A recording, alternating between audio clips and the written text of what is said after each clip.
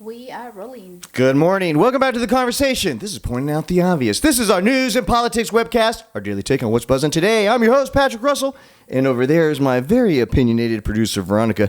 Together, we're here to quip and quiver through today's headlines, searching for the real, no matter how deep in the swamp we need to go. Happy Manic Monday to you, Veronica. Happy Monday. We have ourselves a good old-fashioned game of superpowered chicken. On one side, we have Russia. And on this side, we have the good old United States of America, and we're battling over this Eastern European country, Ukraine, that happens to sit on the western border of Russia. Okay. Has always been a disputed territory, Russia not liking the NATO democratic ideals that close to their western border, and have always fought to annex those Eastern European countries back into the Russian flag, under the Russian flag, in order to protect its sovereign nation borders, if you to hear it from Putin, who himself, in my eyes, is just a thug. Thug in the same vein as Saddam Hussein. He just has a better military, if you ask me. And the reason why is because he's always ruled with an authoritarian iron fist, back behind the military, of course, and has always used his authoritarian voice as the end-all and be-all of Russian policy. And so that pretty much kept... and that also is the type of tyranny that he uses in order to keep his neighbors at bay. And so that very much, in my mind, kind of resembles what Saddam Hussein used to be when he was ruler of Iraq, in trying to keep all of the nations in the Middle East in line with a brutal, rule of force, if you will. Okay, and so I think that Putin himself is kind of a thug, kind of a dictator, and somebody to not be trifled with. So although I don't believe that we should go to war over a small, inconsequential country halfway across the world in order to protect simply the ideology of democracy. Let's face it, there really isn't any actual resources. There's no stakes that the United States can truly claim aside from the pushing of democracy.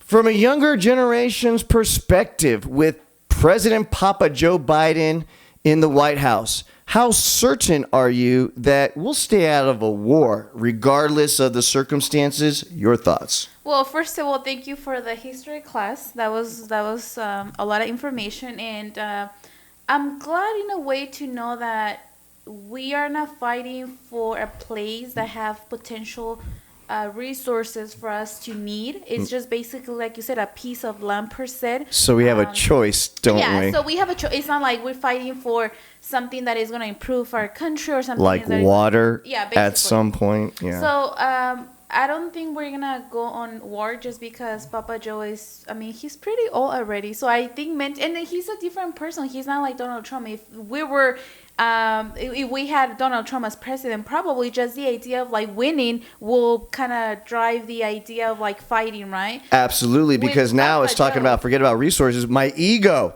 Does my ego get a boost by going to war as opposed to what is important for the nation moving forward as a whole? So I don't think we're going to do any harm. Papa Joe will probably say, you know what, if I don't get the piece of land in a good way, and then I don't want it, right? But and then what's going to bring later on in life, in the history of the country? Like, are we going to pretend that we're the weak country? Are we going to pretend that we don't need that piece of land? I mean, what do you think? Well, and so that's always been the political debate. Now, Papa Joe has always been a dove. He's always been a negotiator, a lover, not a fighter. Yeah. And so I believe that he will always find a negotiable, a political, a non-violent solution to what's happening even right now. You have 175,000 Russian troops that are amassed on the western side of the border with Ukraine. Not only that, but they've got so much equipment and so many supplies built up there. The logistics would just scream for them having the intentions of moving forward, passing the border, and entering into Ukraine. So we're really at the brink when it comes to the question of an invasion. It's definitely at that moment where it's possibly going to happen. Your thoughts? Question for you. Do we have any troops already in that piece of land, or do Only yet. NATO-sponsored troops scattered around Eastern Europe, potentially in Ukraine, but by no means a force that could contend with the Russian buildup of 175 troops and equipment. It would happen lightning quick. It would be within weeks that Ukraine, their military structure, which is so poor and so badly managed as far as logistics, supplies, even as far as bullets are concerned, this army doesn't have enough resources in order to contend with the juggernaut like the Russian military. So it is just a matter of Vladimir Putin giving the word to his army generals that I want Ukraine, and within a matter of a month, he'll probably have Ukraine. But Papa Joe, once again, is looking for a way out of this political mess. And so he's creating a summit. He's got himself the Summit of Democracy. Apparently 26 countries are going to be Zooming and are going to be discussing many of the world's issues, hot spots, and tragic disasters that are currently occurring in our world today. But mainly, most of the focus will be on Russia and the Ukraine situation. So he is now once again trying to build a political consensus, a wall of opinion, that hope that the jury of the world opinion will be heavy enough to dissuade Russian President Putin from invading another sovereign country of Ukraine. Your thoughts? Last question to you. What are the Ukrainian people saying, or what are their thoughts on this? Like, are they afraid? Obviously, they're going to come back and maybe in 20 years create something because now we stole something, per se, if we're talking about the U.S. or maybe Russia. Like, do you perceive something like that? All reports would suggest that it's muddled.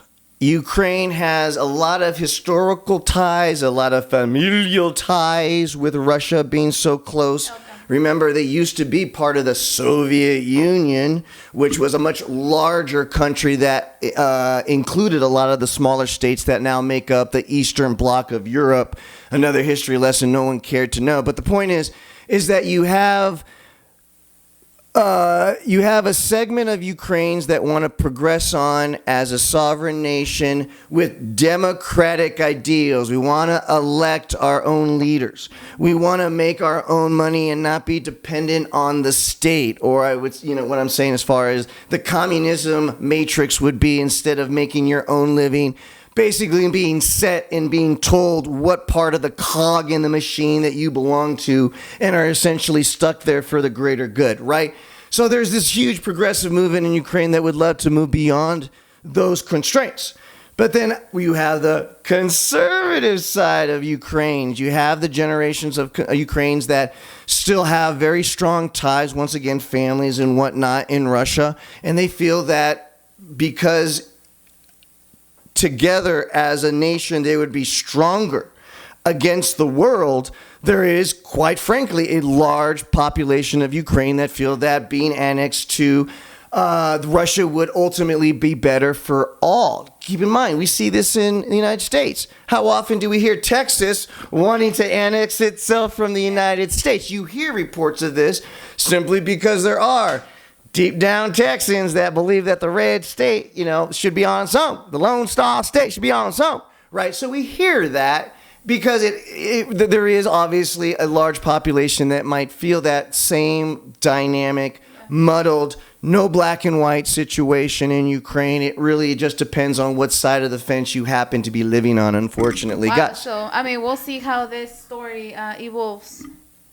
Well, so, my final note on this is that Pop-Up Joe, President Biden, is absolutely bluffing in any of his war hawk talk. He's never been a war hawk as a political animal in his life. He's not going to start in the tender young age of 78 years old. This man will, to his dying breath, look for a political means to this very important and potentially tragic situation that's developing in the country of Ukraine. Guys, there's no right answer. There's no wrong answer, but there definitely is your opinion. Don't just subscribe to this channel, even though we will be doing this back and forth on a world stage, but lend your voice to the show. It'll make it a whole lot more fun. Guys, it doesn't matter if you lean to the right. It doesn't matter if you lean to the left. As long as you're treating the person in front of you kindly, you just made the world a better place. Guys, happy Manic Monday.